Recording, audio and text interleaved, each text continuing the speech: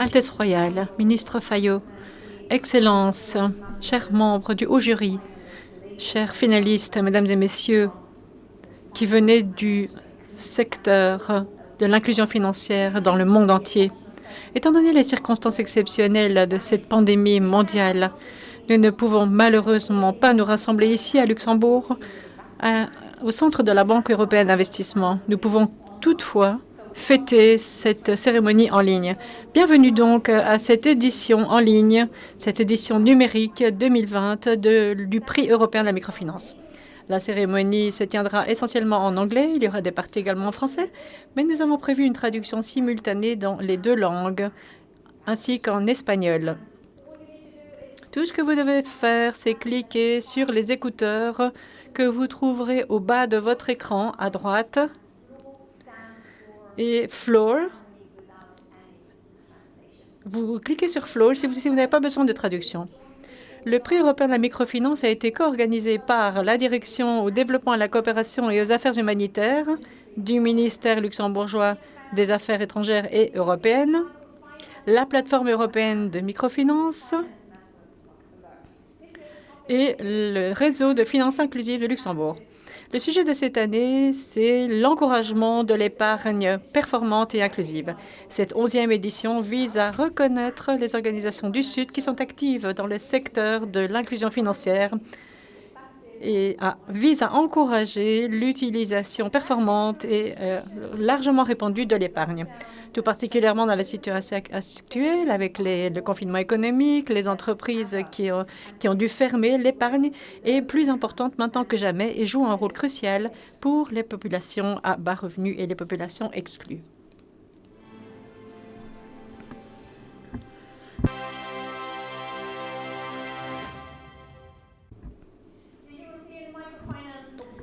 Le Prix européen de la microfinance est une initiative du gouvernement luxembourgeois et le prix de 100 000 € récompense l'excellence et l'innovation dans l'inclusion financière.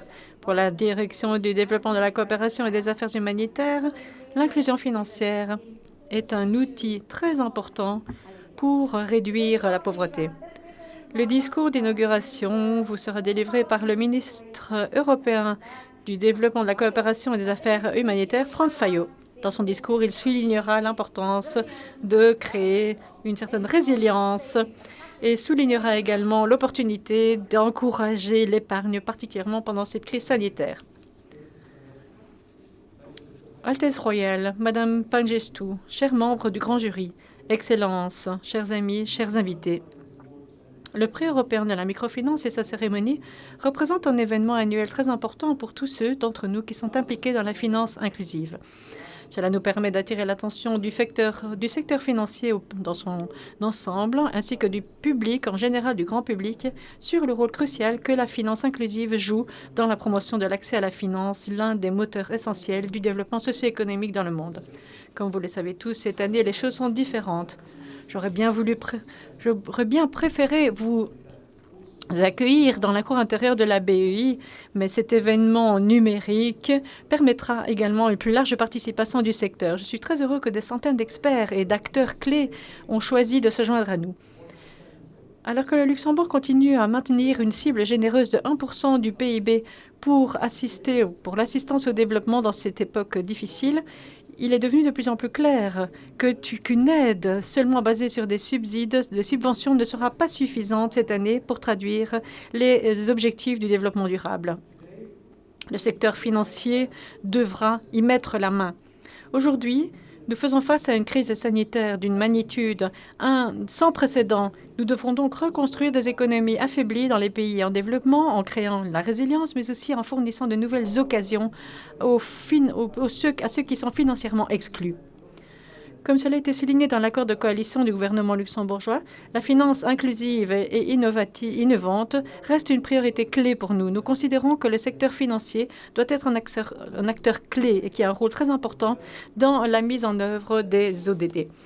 Depuis plus de 30 ans, notre coopération au développement a travaillé en étroite collaboration avec le secteur financier. Nous avons créé un écosystème qui nourrit et soutient l'innovation, ce qui inclut la plateforme européenne de microfinance ainsi que le réseau de finances inclusives qui sont co-organisateurs de cet événement. À côté de ces deux partenaires, le Luxembourg est devenu au fil du temps un centre fondamental d'excellence en finances inclusives en fournissant un soutien ciblé aux pays en développement. Notre écosystème a récemment été enrichi par la présence de l'Alliance pour l'inclusion financière, l'AFI, qui a ouvert un bureau de représentation ici à Luxembourg, dans notre maison de la microfinance en octobre.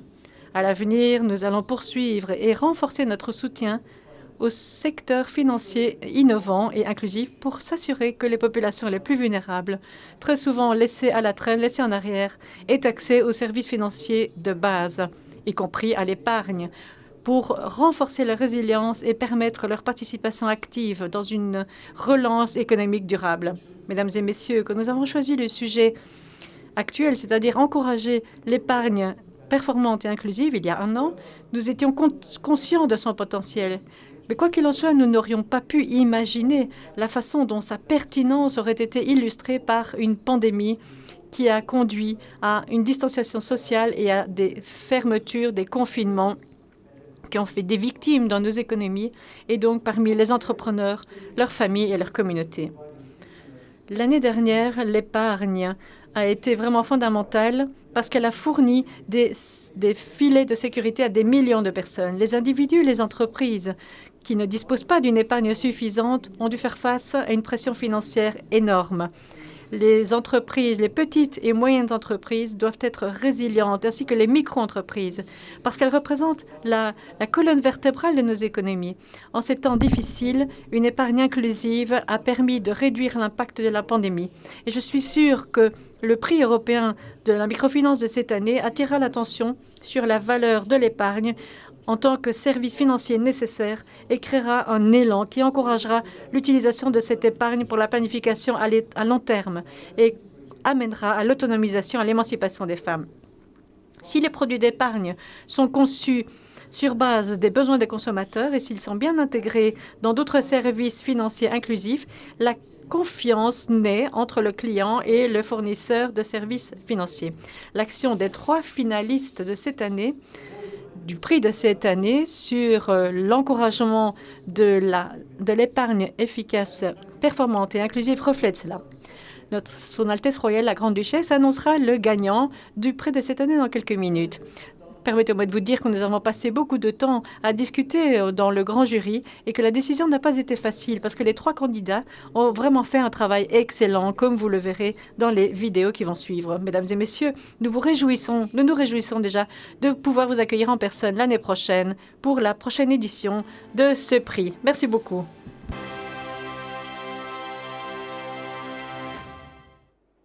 It is a tradition before the announcement of the finalists. Traditionnellement, nous regardons en arrière, nous regardons ce qui s'est passé depuis l'année dernière. Le thème de l'année dernière, c'était la résilience au changement climatique. Et le gagnant nous venait du Kenya. APA a gagné ce prix pour récompenser son programme d'assurance du bétail. APA couvre plus de 350 000 familles dont le gagne-pain est basé essentiellement sur l'agriculture. Plus de 75% des fermiers au Kenya sont des petits exploitants et ils sont tout particulièrement vulnérables à l'impact économique du changement climatique. Qu'est-ce que le plan d'assurance APA? Comment APA va utiliser ce plan, cet argent reçu l'année dernière? Eh bien, la première priorité était de construire des digues.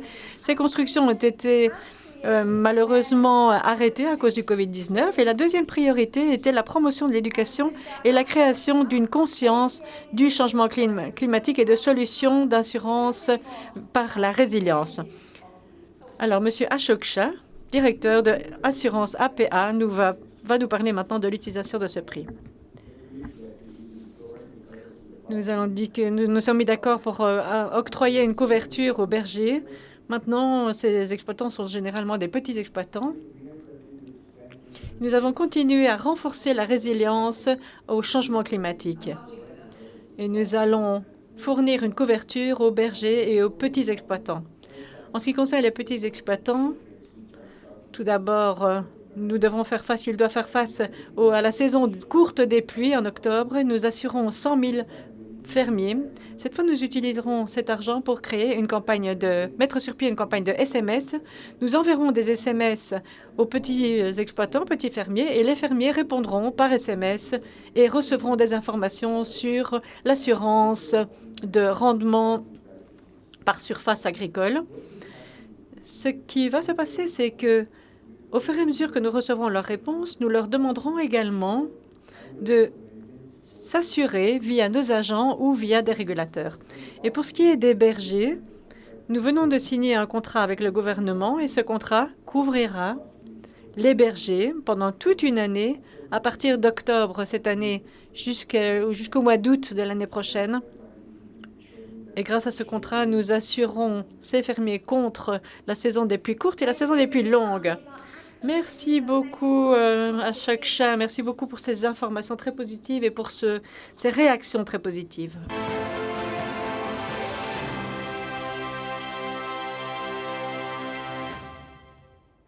Our keynote speaker Notre oratrice principale aujourd'hui est une économiste indonésienne. Entre 2004 et 2014, elle a travaillé elle a été ministre du Commerce de l'Indonésie et puis ensuite ministre du Tourisme et de l'économie créative.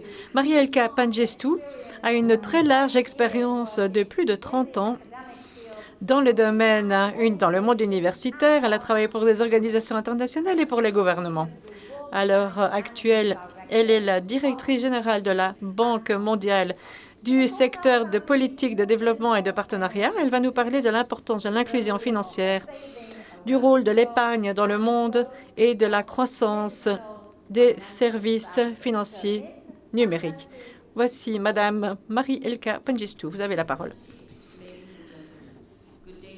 Excellences, Mesdames et Messieurs, bonjour tout le monde. Je voudrais remercier la Grande-Duchesse et le ministre Fayot pour avoir invité le groupe de la Banque mondiale à parler de la microfinance. Nous apprécions énormément l'engagement continu du Luxembourg dans ce secteur, y compris le fait d'accueillir cette prestigieuse cérémonie du prix européen de la microfinance. Je suis impressionnée par la qualité du travail des 3 candidats du prix 2020 qui se concentrent sur l'épargne performante et inclusive. Donc, je suis vraiment impressionnée par leur travail qui se sont concentrés cette année, comme je le disais, sur l'épargne performante et inclusive. Les finalistes ont souligné un système de collecte d'épargne à domicile. C'est une méthode importante pour faciliter l'épargne pour les gens qui ne disposent pas de moyens numériques. L'inclusion financière est un objectif clé pour le groupe de la Banque mondiale parce que c'est un outil clé, un élément clé pour réduire la pauvreté et stimuler la prospérité dans le monde entier. L'accès à des produits d'épargne fiables dans des institutions financières réglementées aide les gens, tout particulièrement les plus pauvres, à gérer les fluctuations dans leurs revenus et à faire face à l'adversité. La crise du COVID-19 a induit un choc économique mondial, soulignant ainsi l'importance de disposer d'un bas de laine pendant des périodes difficiles. La plupart des gens qui vivent dans la pauvreté extrême vivent de moins de 1,90 $ par jour. Et ces gens subissent les variations saisonnières dans leurs revenus. Par exemple, les petits exploitants et leurs revenus se concentrent pendant la saison de la récolte. La capacité à épargner les pousse à réduire leur consommation et pour pouvoir gérer de grandes dépenses. Par exemple, quand ils doivent acheter des semences, des engrais ou faire face aux frais scolaires au début d'un trimestre. Fournir aux individus des technologies simples pour épargner peut incroyablement augmenter l'investissement dans la santé préventive et peuvent les aider à réduire la vulnérabilité à des chocs sanitaires. Une étude au Kenya a découvert que fournir un endroit sûr pour garder l'argent conduit à une augmentation de l'épargne en soins de santé de 66 %. Il y a encore beaucoup de choses à faire pour garantir l'inclusion financière. Il existe des fossés très importants dans les régions en développement entre la proportion des adultes qui épargnent et ceux qui épargnent dans une institution financière. L'épargne auprès d'une institution financière officielle est précieux pour les pauvres parce que cela les aide et cela aide les consommateurs à renforcer leur profil financier, les données sur le comportement d'épargne et le solde de leur épargne qui peut être utile pour une analyse de crédit. Un accès limité aux produits d'épargne parmi les populations rurales à faible revenu crée des brèches, des différences entre les comportements d'épargne formels et informels. Cela est également dû à la perception parmi les individus à faible revenu. Ils pensent que leur épargne n'est pas suffisamment importante que pour pouvoir avoir droit à un produit d'épargne auprès d'une institution financière. Global Findex, donc les données de Global Findex, nous montrent que les plus grandes brèches entre l'épargne formelle et informelle se retrouvent en Afrique subsaharienne, où plus de la moitié des populations disent qu'ils n'économisent que 15% auprès d'une institution financière. Là où l'inclusion financière a progressé, eh bien, nous constatons que cela a été possible grâce en plus grande partie à la technologie financière et au téléphone portable. Les services financiers numériques se sont étendus rapidement au cours des 10 dernières années. Nous voyons des preuves que la pandémie du COVID-19 a accéléré le rythme de ce développement, étant donné que les gens recherchent des façons de garder les distances sociales, tandis qu'ils maintiennent encore leur activité économique. Notre recherche conjointe menée avec l'Université de Cambridge nous montre que dans le monde entier, les pays s'engagent de façon continue à intégrer les services financiers numériques et les fintech pendant la crise du COVID-19. Les régulateurs disent aussi que, dans leurs analyses, ils observent une accélération du rythme de l'innovation numérique en réponse à la crise. Nous constatons une augmentation dans les volumes de paiements numériques, y compris les paiements par téléphone, les transferts de gouvernement en personne et les envois de fonds. Mais quoi qu'il en soit, les gouvernements pourraient encore faire davantage. Par exemple, réaliser des transferts gouvernementaux de façon numérique. Cela pourrait inclure 100 millions de personnes supplémentaires dans le système financier formel. La technologie aide à réduire les coûts et à augmenter le confort pour des millions de personnes avec des gains considérables pour les pays à faible revenu. Quoi qu'il en soit, il y a encore beaucoup de gens qui ne bénéficient pas de cette croissance des services financiers. Les organisations de microfinance restent des fournisseurs clés de services financiers, y compris les individus ou les communautés à faible revenu. Elles peuvent augmenter la technologie numérique pour augmenter l'efficacité, réduire les coûts et s'adapter aux besoins des clients. Elles fonctionnent également là où l'écosystème et l'infrastructure nécessaires pour les services financiers numériques peuvent se développer. Le groupe de la Banque mondiale fournit un soutien à l'inclusion financière et à la microfinance via des projets par pays qui sont liés à l'inclusion financière, via des opérations de prêt et un travail d'inclusion. Entre 2013 et 2020, nous avons prêté plus de 10 milliards grâce à des projets d'investissement et un travail d'encouragement et un soutien technique que nous avons offert aux différents gouvernements.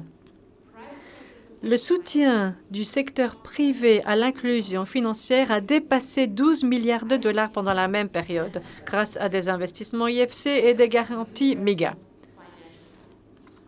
Alors, pour ce qui est de l'accès financier universel, nous faisons une alliance avec une large gamme d'acteurs publics et privés. Nous réalisons également des investissements dans la construction de données de recherche et de plaidoyer mondial. Grâce à un partenariat avec l'organisation Gallup et un financement de la fondation Bill et Melinda Gates, la Banque mondiale produit la base de données Findex, qui est la base de données la plus globale qui reprend les données sur la façon dont les adultes épargnent, empruntent, font des paiements, etc. Cette base de données Findex a permis une recherche empirique sur l'inclusion financière et a amené à mieux comprendre les facteurs qui se cachent derrière le progrès ainsi que l'impact que cela peut avoir sur les pauvres. Alors, il faut maintenant éduquer les gens à utiliser ces différents éléments. le groupe de la Banque mondiale contribue à un plaidoyer mondial sur l'inclusion financière en participant à des forums mondiaux, comme par exemple le partenariat global G20 pour l'inclusion financière, participe également à un travail avec les organismes d'établissement des normes via le groupe consultatif pour assister les pauvres, le CGAP. Avec plus de 1 milliard de personnes qui ne manquent toujours d'accès, qui n'ont toujours pas accès à un compte bancaire, eh bien, étant donné qu'il y a encore beaucoup de besoins qui ne sont pas couverts, nous encourageons tout le monde à augmenter cette inclusion financière, à former les gens et à encourager l'épargne pour que tout le monde ait accès à un compte bancaire et que ceux qui ne bénéficient pas encore d'un compte bancaire puissent ainsi, par ce biais, améliorer leur vie quotidienne. Merci. Et c'est à une vie meilleure que nous aspirons tous. Merci, Madame Pangestu, pour cette allocution principale.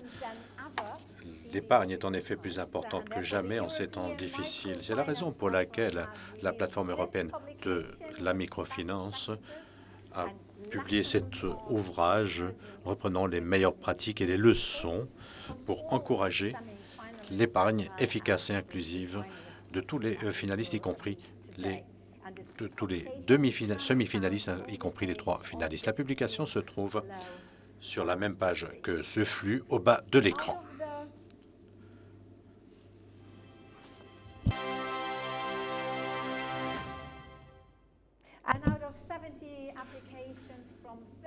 Sélectionnés parmi 70 candidatures provenant de 37 pays, les 3 finalistes ont été choisis par un comité de sélection pour pouvoir briguer le prix de 100 000 €. Les 2 autres finalistes recevront 10 000 € chacun. Êtes-vous prêts? Voici nos 3 finalistes par ordre alphabétique. Notre premier finaliste est Boussa Gonofa Microfinance de l'Éthiopie, représenté par son directeur général, M. Treshome Dayeso, qui était sélectionné en récompense de son modèle d'épargne solidaire collective, son service de collecte de dépôt à domicile. Ensuite, Muktinath Bikas Bank du Népal, représenté par M. Govinda Bahadur Raut, chef petite et micro-banque, pour son modèle d'épargne collective solidaire. Et notre troisième finaliste est la Renaka du Bénin, représentée par son directeur général, M. Dieudonné Gnanvo, sélectionné pour ses services de tontine à domicile et pour la promotion de comportements d'épargne via l'épargne communautaire et les groupes de crédit. Ces 3 finalistes ont élaboré des programmes d'épargne adaptés aux besoins de leurs clients, assortis de méthodes de collecte de fonds sur mesure. Allons à présent en Éthiopie pour entendre notre premier finaliste. Monsieur Dayeso, vous êtes directeur général de Boussa Gonofa Microfinance. Quelle était votre réaction lorsque vous avez appris que votre institution figurait parmi les finalistes du prix européen de la microfinance de cette année?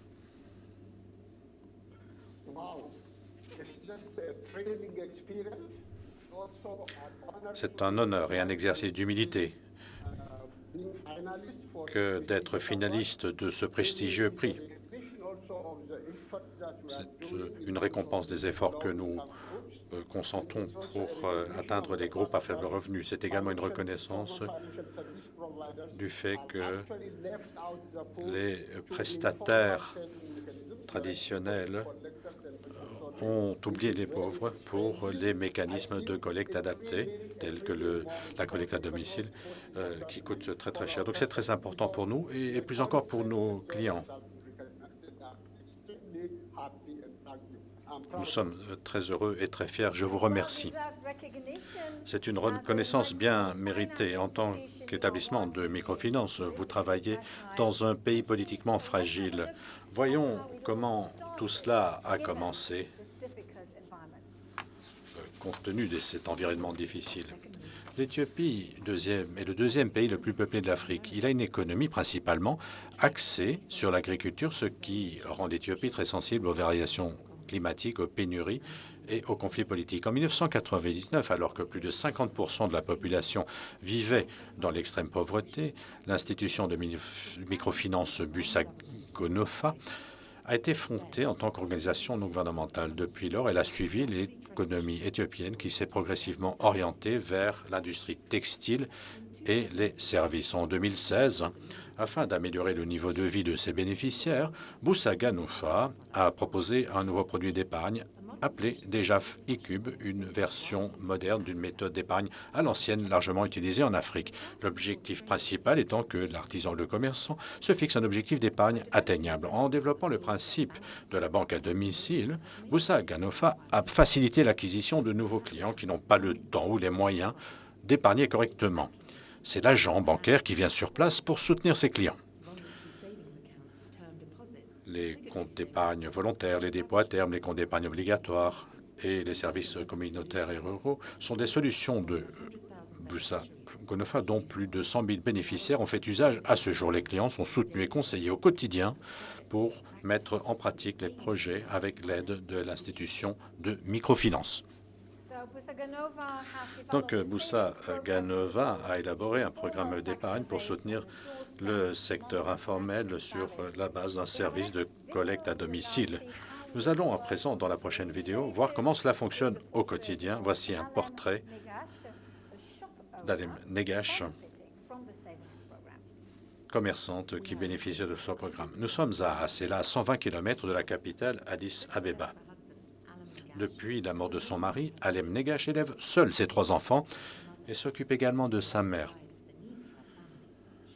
Pour pourvoir aux besoins de sa famille, elle tient une boutique au marché du centre-ville où elle vend des articles ménagers. Son petit commerce se porte bien et Alem a décidé d'épargner une partie de ses revenus en créant un compte d'épargne Busa-Gonofa DJAF e-Cube. Alem n'a pas besoin de fermer son magasin et d'aller à la banque pour déposer son argent. L'agent bancaire vient l'avoir dans son magasin 3 fois par semaine. Chaque fois qu'il passe, elle lui donne en moyenne 300 beurres éthiopiens, ETB, soit 20 € par semaine. Alem sait que si son agent ne venait pas à la boutique pour récupérer l'argent, elle le dépenserait.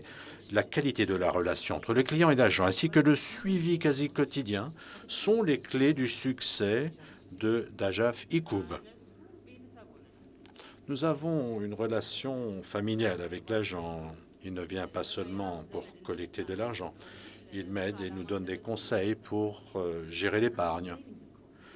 Et bien sûr, les économies d'Alem restent à sa disposition. Elle peut retirer de l'argent quand elle en a besoin. Récemment, elle a utilisé une partie de ses économies pour acheter un réservoir d'eau pour sa cuisine.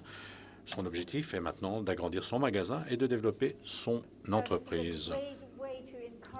Voilà une magnifique manière d'encourager l'épargne. Monsieur Dayeso, quelle est la situation sanitaire actuelle en Éthiopie et comment a-t-elle un impact sur les activités de Busa-Gonofa?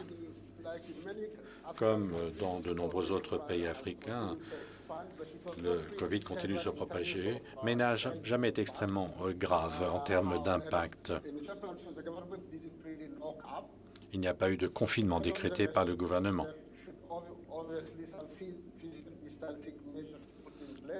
Il existe des mesures de distanciation sociale, le nombre des personnes dans les transports en commun sont réduits, etc. Cela a eu un impact important sur l'économie et les revenus des plus pauvres qui ont souvent perdu leurs revenus.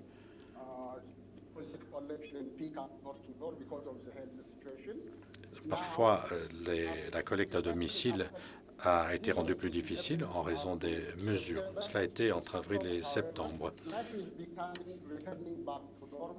Mais depuis lors, la normalité se rétablit graduellement et la collecte des dépôts reprend et nous octroyons des crédits et la collecte des dépôt revient à une situation normale, mais nous avons encore un ralentissement économique important, ce qui a un impact incontestable sur les revenus des plus pauvres.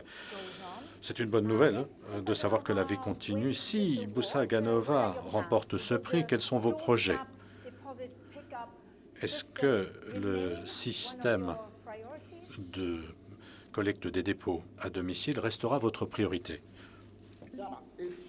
Oui. Si, comme nous l'espérons, nous gagnons, nous continuerons à miser sur cette initiative afin de couvrir des dizaines de milliers de groupes à faible de revenus qui dépendent des services informels. Nous voulons également investir dans la technologie et automatiser la collecte des dépôts avec une série d'appareils au point de vente. Nous voulons également développer notre série de modules dans le sens des services numériques. Merci beaucoup. Restez en ligne. Je vais présenter notre finaliste suivant, la banque Muktinat Bikash du Népal, qui se spécialise dans les zones éloignées du pays. Voici une brève vidéo qui vous illustre leurs activités. Même si aujourd'hui le Népal tente de mettre en avant ses atouts en matière de tourisme avec l'alpinisme et le trekking, c'est toujours l'agriculture qui emploie près d'un tiers de la population active et 90% des Népalais vivent en zone rurale. Le pays s'appuie également sur ses travailleurs émigrés. Plus de 30% de son PIB provient des revenus rapatriés par les Népalais travaillant à l'étranger. Nous sommes à Pokhara, la deuxième ville du pays.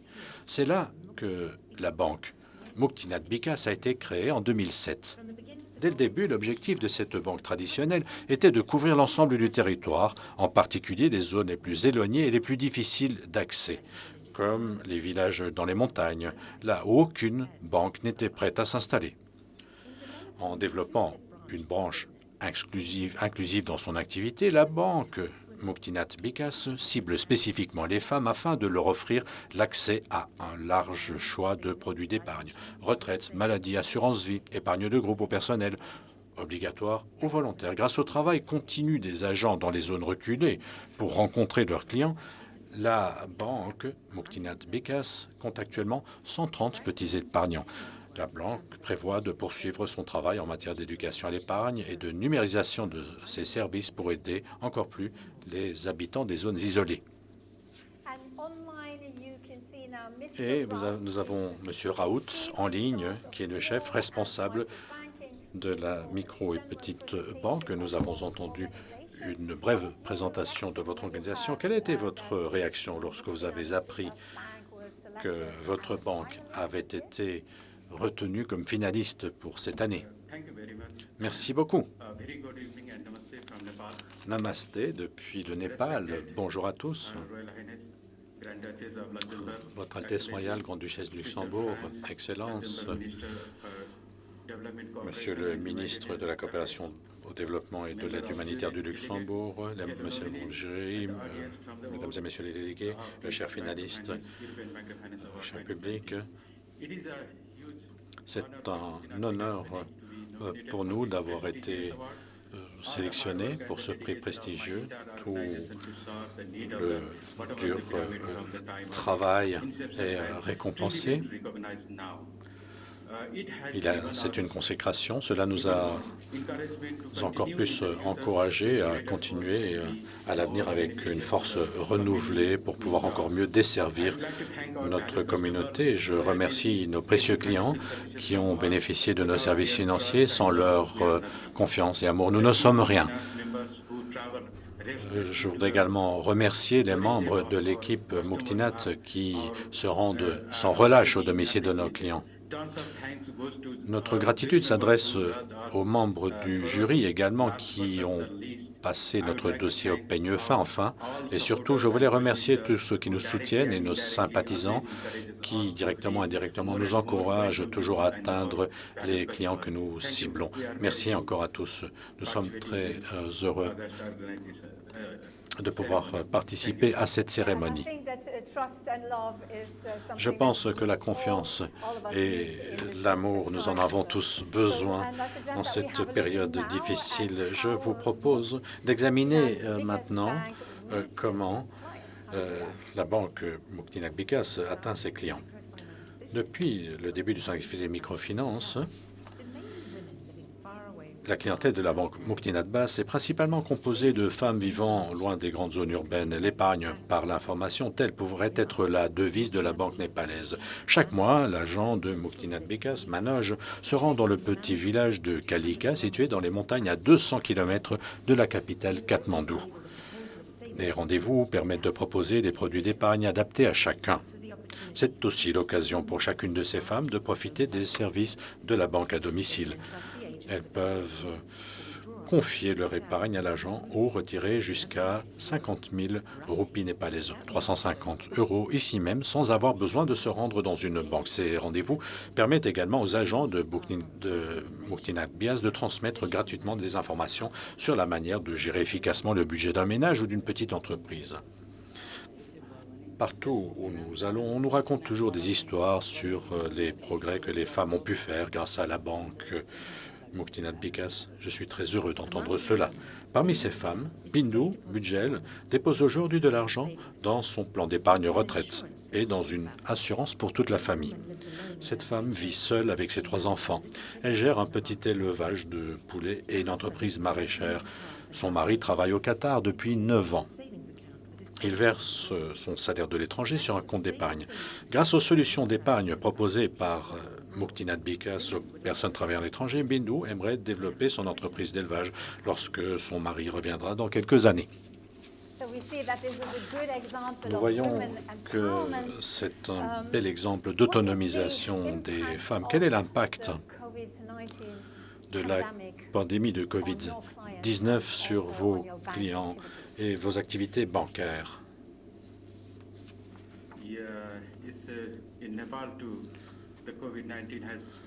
La COVID-19 au Népal aussi a eu un impact négatif sur la situation économique et sanitaire de la population.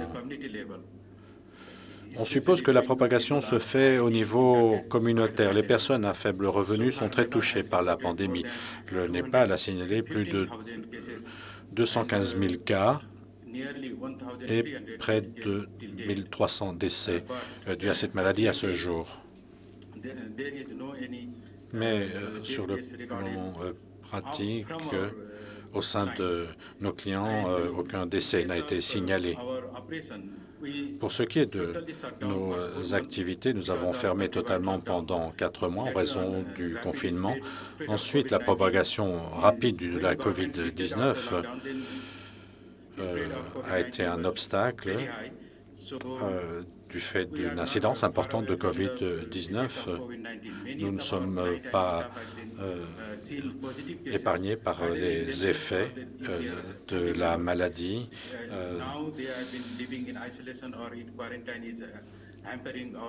Il y a eu des cas de COVID dans notre personnel parmi nos clients et la COVID pèse sur l'économie et sur les moyens de subsistance de nos clients. Les clients retirent leurs économies pour poursuivre leurs activités quotidiennes ou continuer à avoir de l'argent. L'épargne est utilisée comme moyen de subsistance dans ce type de situation. Mais d'autre part, l'épargne crée d'autres possibilités pour faire face à ce type d'urgence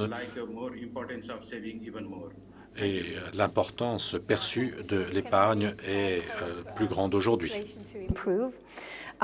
Espérons que la situation va s'améliorer. Monsieur Raut, si vous gagnez, si vous remportez le prix européen de la microfinance, à quoi allez-vous utiliser cet argent? Avez-vous toujours l'intention de poursuivre la numérisation, le processus de numérisation? Oui. Oui, nous allons poursuivre la numérisation.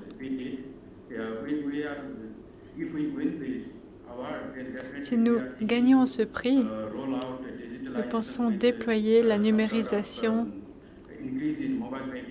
et augmenter les services de paiement mobile.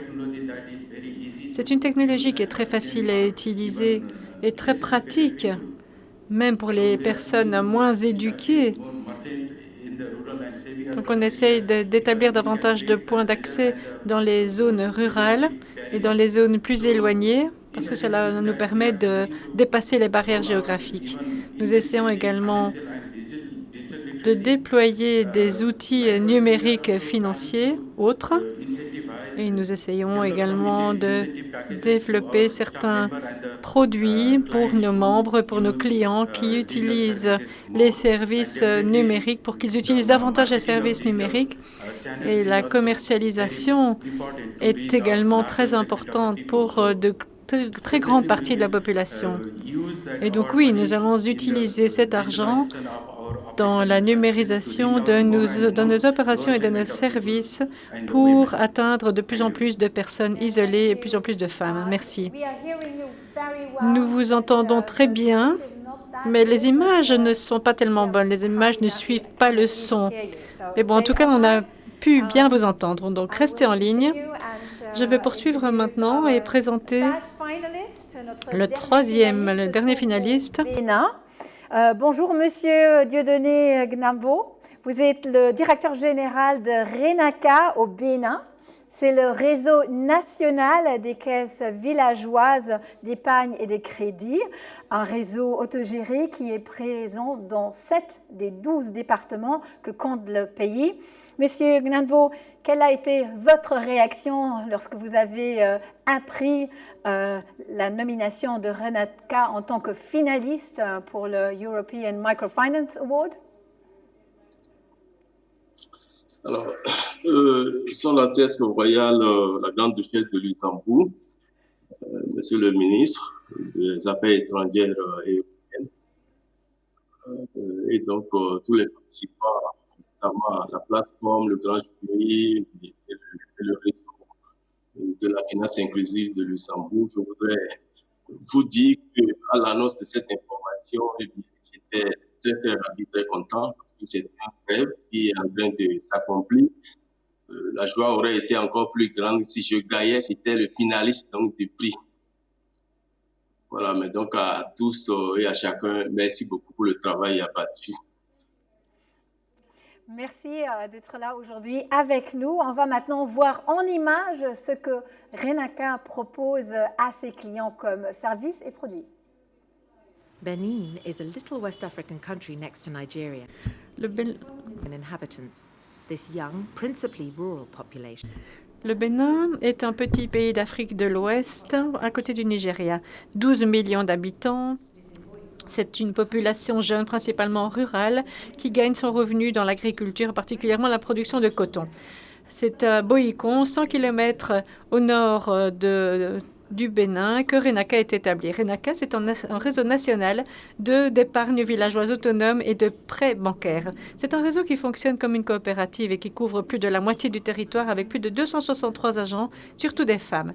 L'institution offre des transferts d'argent, des prêts, une épargne locale, en toute confiance. RENACA Bénin conseille et soutient les petits entrepreneurs dans le but de les aider à rendre leur entreprise rentable. Les épargnes collectées à la maison ou au travail sont utilisées pour financer les prêts d'autres membres de la coopérative. Ce réseau de banques villageoises est l'un des plus importants du Bénin. Ils font partie de peu de personnes qui offrent leurs services à cette population vulnérable. Aujourd'hui, 180 000 indépendants, petits indépendants, surtout des femmes, peuvent profiter des services de RENACA Bénin. Et une manière d'épargner proposée par RENACA est basée sur le système traditionnel appelé tontine. Je vous propose de découvrir ce que c'est et comment la tontine est collectée dans certaines zones du pays. At RENACA Bénin, Microfinance Cooperative, we offer loans. À RENACA Bénin, la microfinance, les coopératives de microfinance, nous offrons des prêts, mais aussi de différents types de comptes d'épargne, parmi lesquels la tontine, qui est conçue pour les indépendants qui gagnent peu d'argent. C'est inspiré de la tontine africaine, qui est la façon de mettre en commun l'épargne dans un petit groupe. Donatien vit à Zinvière, 20 km de Cotonou. Il a un diplôme en biologie, mais est au chômage. Et pour pouvoir survivre, il a démarré une petite ferme où il élève des cochons, des poulets et des canards. Son agent de RENACA, Denise, le soutient et l'aide au jour le jour. Et donc, c'était vraiment naturel pour lui de choisir la tontine. Voilà, la vidéo est sous-titrée. To secure and speed up these transactions, Alors, pour garantir et augmenter ces transactions, la coopérative financière a développé une petite tablette numérique. Cela permet pas mal de transactions d'être enregistrées et les informations sont ensuite envoyées en temps réel à l'ordinateur du siège central. Sylvia a démarré également la production de jus naturel dans les quartiers nord de Boycon. Je remets la vie de mon entreprise entre leurs mains. La vidéo est traduite et sous-titrée en anglais. new way of saving is a suitable Cette nouvelle façon d'économiser, d'épargner est une solution qui convient à la plupart des artisans, des éleveurs ou des fermiers. Il y a plus de 20 000 membres. Cette solution les aide à être plus en paix Avec quand ils des envisagent collectes l'avenir. quotidiennes pour certains, comment est-ce que le Covid-19 a-t-il impacté les activités de Renaka et de ses clients? Alors, je crois que dans les premiers moments de la Covid, on a eu quand même beaucoup de séquelles sur nos activités. Déjà au Bénin, au 9 novembre dernier, nous avions enregistré 2781 cas confirmés, 2515 cas guéris et 43 décès. Donc, dès ces premiers impacts, le gouvernement a pris des mesures, comme dans tous les autres pays, de confiner la capitale économique, là où convergent la plupart donc, de nos activités, et si bien que les activités de nos agences ont été très perturbées, les clients avaient pris peur, il y avait pratiquement plus d'activités dans les agences, plus d'adhésion, et donc nous avions été secoués pour les 3 premiers mois du Covid. C'est clair que par la suite, la confiance est revenue tout doucement, et donc les activités ont redémarré avec le crédit et l'épargne, et le programme de collecte d'épargne a été sérieusement perturbé pour les premiers moments donc, du Covid. Donc, mais c'est bien, donc pour l'instant ça va mieux. Si Renaka maintenant gagne aujourd'hui, vous avez mentionné dans votre candidature vouloir investir dans le développement du réseau. Vous souhaitez vous installer dans les départements du pays qui ne sont pas encore desservis par votre réseau. Est-ce toujours une priorité pour vous pour l'instant, malgré la situation? C'est la priorité numéro 1, parce que sans la numérisation, on ne peut pas sécuriser cette activité. Vous voyez bien, quand on n'utilise pas une application où en temps réel, on a l'information dans nos agences, c'est porte ouverte donc à tous les risques. Et donc, nous allons continuer à travailler à la numérisation. Ça demande qu'on investisse, n'est-ce pas, dans ça va appeler l'extension dans de nouvelles zones, va appeler donc à recruter de nouveaux agents que nous allons encadrer et former. Ils auront besoin de matériel roulant pour faire leur travail. Et comme vous l'avez vu, des POS, donc des tablettes, pour aider à continuer à travailler de façon conviviale et efficace sur le terrain. Donc, vous allez surtout miser sur la numérisation. Merci beaucoup, Monsieur Gnanvo. A big thank you to all the 3 finalists for your input and insights. We will see you in a bit, so be prepared for the announcement of the winner. Donc, préparez-vous à l'annonce du gagnant dans quelques minutes. And this trophy here Alors, ce trophée que je tiens ici en main sera envoyé au gagnant, accompagné de la récompense financière de 100 000 €. Quelques mots maintenant sur les membres du grand jury et sur le processus de sélection.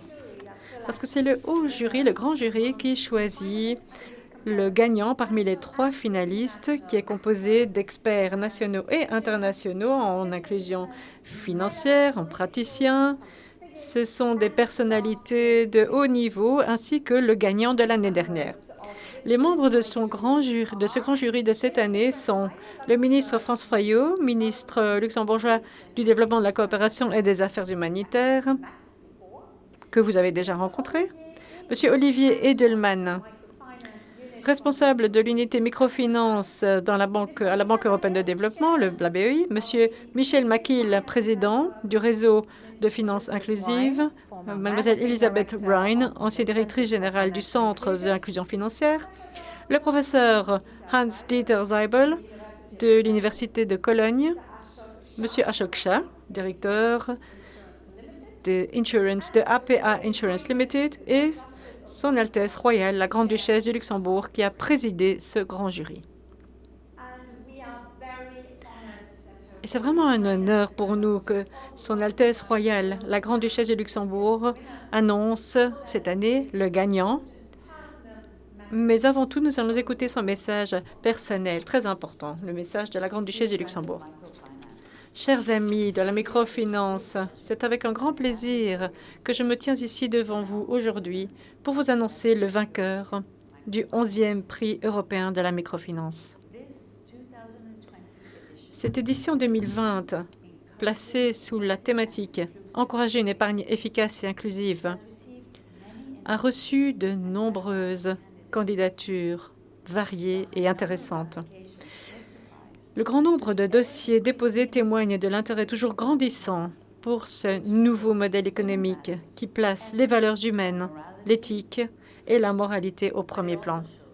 Mais cela montre également que les attitudes sont en train de changer. De plus en plus de personnes veulent investir de façon socialement responsable. La thématique de cette épargne tombe à point nommé cette année parce qu'elle nous permet de penser, de faciliter ce processus d'épargner au risque de tomber dans l'extrême pauvreté que subissent malheureusement des millions de personnes très vulnérables. Et bien que la crise sanitaire ne soit pas encore terminée, je crois en la capacité de ces hommes et de ces femmes. Je crois en leur force de résilience et je crois surtout en l'espoir et en la solidarité. En tant que Grande-Duchesse du Luxembourg, mais aussi en tant que présidente du grand jury, vous savez combien mon attachement à la microfinance est fort depuis toutes ces années et je suis fière de la place qu'occupe aujourd'hui la finance durable et inclusive aujourd'hui au Luxembourg. Au nom du grand jury, je voudrais féliciter les 3 finalistes pour leurs initiatives qui permettent aux populations vulnérables de bénéficier de services financiers essentiels, tout en garantissant une épargne accessible, nécessaire au développement des petits entrepreneurs et à l'accès à l'autonomie des femmes. Merci à vous de contribuer à faire de ce monde un monde meilleur dans lequel le mot « solidarité » trouve une place de choix.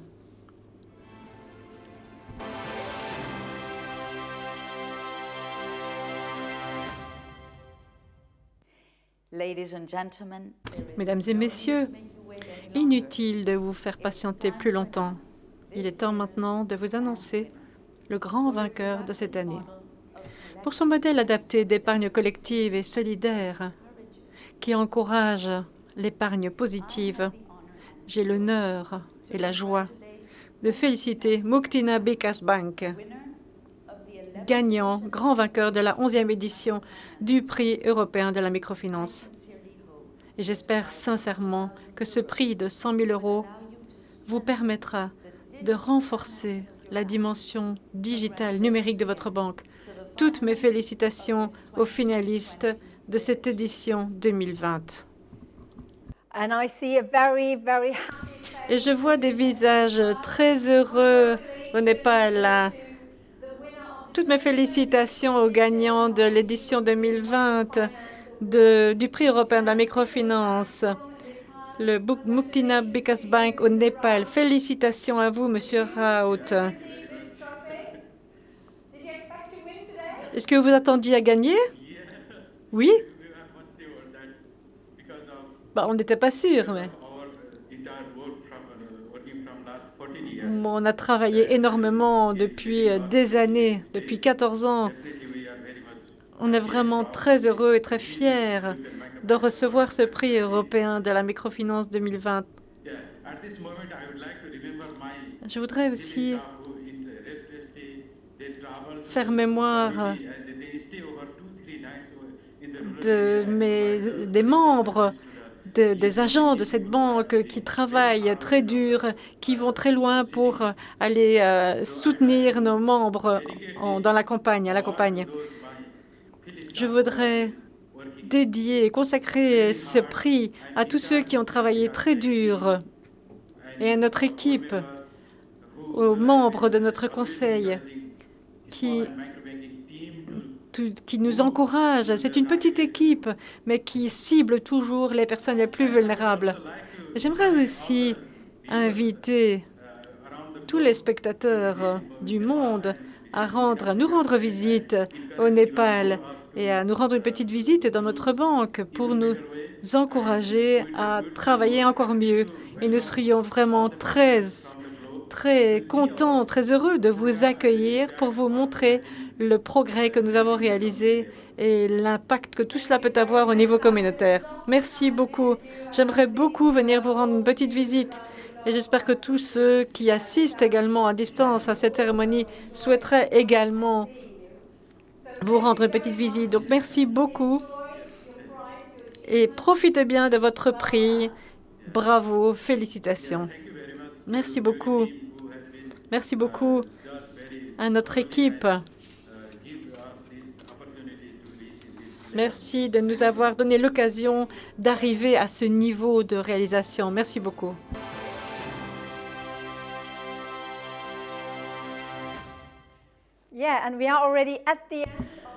Voilà, nous voilà déjà à la fin de cette 11e édition de la cérémonie de remise des prix européens de la microfinance.